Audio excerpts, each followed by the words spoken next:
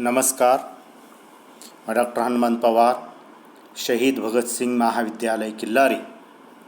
आज हम हिंदी भाषा का उद्भव और विकास इसके संबंध में जानकारी लेंगे।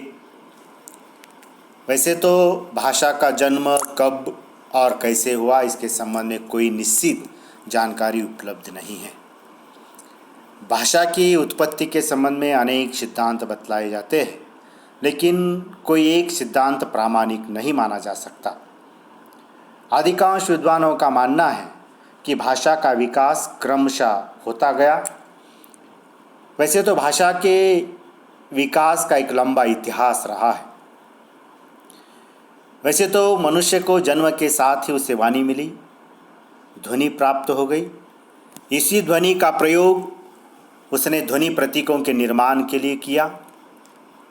विविध भावों और विचारों की अभिव्यक्ति के लिए विविध ध्वनि संकेतों का निर्माण हुआ। इन सभी से स्पष्ट हो जाता है कि भाषा की उत्पत्ति, भाषा का निर्माण मनुष्य ने किया, या भाषा का जन्मदाता मनुष्य है और उसे विकसित करने का काम ही मनुष्य ने किया है।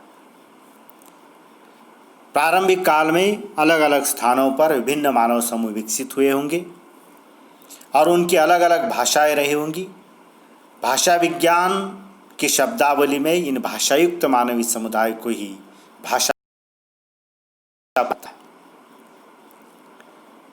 हिंदी के नामकरण के संबंध में अगर विचार करना है तो भाषा के अर्थ में हिंदी को हिंदी के अतिरिक्त हिंदवी, हिंदुई, दक्षिणी, दक्कनी, हिंदुस्तानी, खड़ी बोली, रेखता, रेखती आदि नामों से वह पहचाना जाता है, जाना जाता है।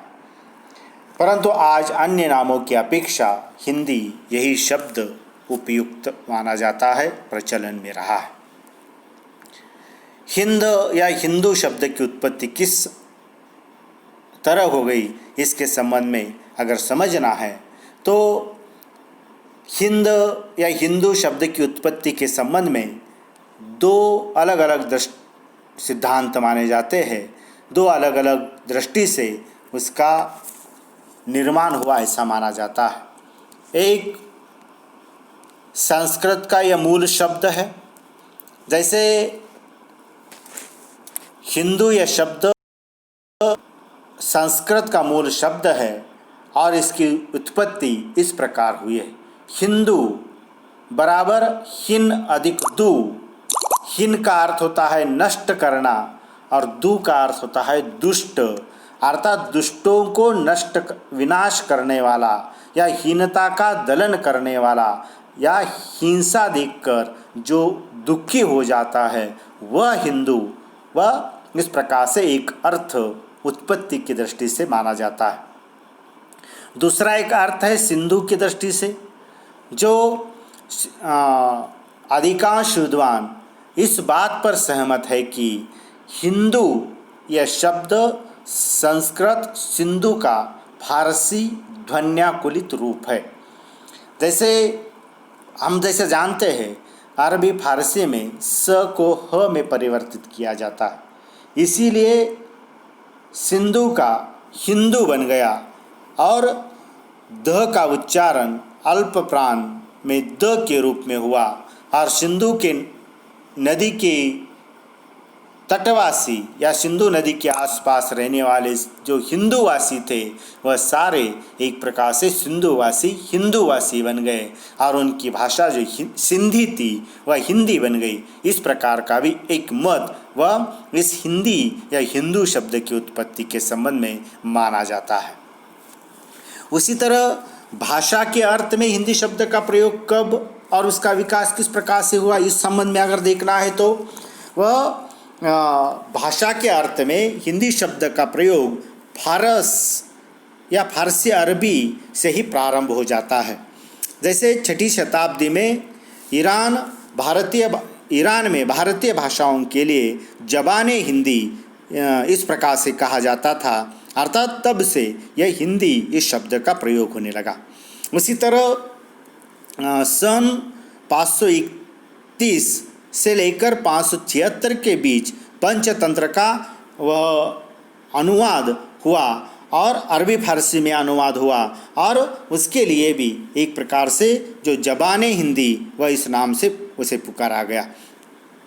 उसी तरह सन 1424 में शरफुद्दीन यजदी ने जफरनामा ग्रंथ लिखा, और उसमें राव ये हिंदी शब्द है, और विदेशों में हिंदी शब्द का यह प्रथम प्रयोग माना जाता है। उसी तरह भाषा के अर्थ में हिंदी का प्रयोग मुसलमानों द्वारा ही यहाँ की भाषा को ज़ुबानी हिंदी इस प्रकार से कहा जाने लगा।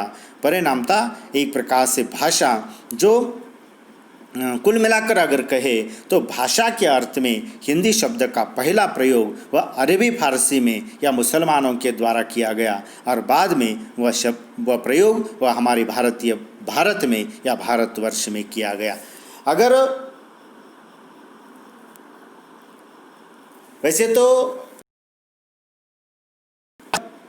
5 अर्थों में वह प्रयोगित है। एक जो हिंदी की 5 उपभाषाएं हैं, पूर्वी हिंदी, पश्चिमी हिंदी, राजस्थानी हिंदी, बिहारी हिंदी, पहाड़ी हिंदी, वह इन वर्ग की सारी बोलियों को वह जो हिंदी के नाम से पुकारा जाता है, हिंदी कहा जाता है, एक मत है। दूसरा एक मत है कि कुछ लोग हिंदी की 18 बोलियों के साथ ही जो उर्दू को भी हिंदी के अंतर्गत मानते हैं, वह एक मत है। तीसरा एक मत है भाषा विज्ञान की दृष्टि से हिंदी यानी सिर्फ पश्चिमी हिंदी और पूर्वी हिंदी ही।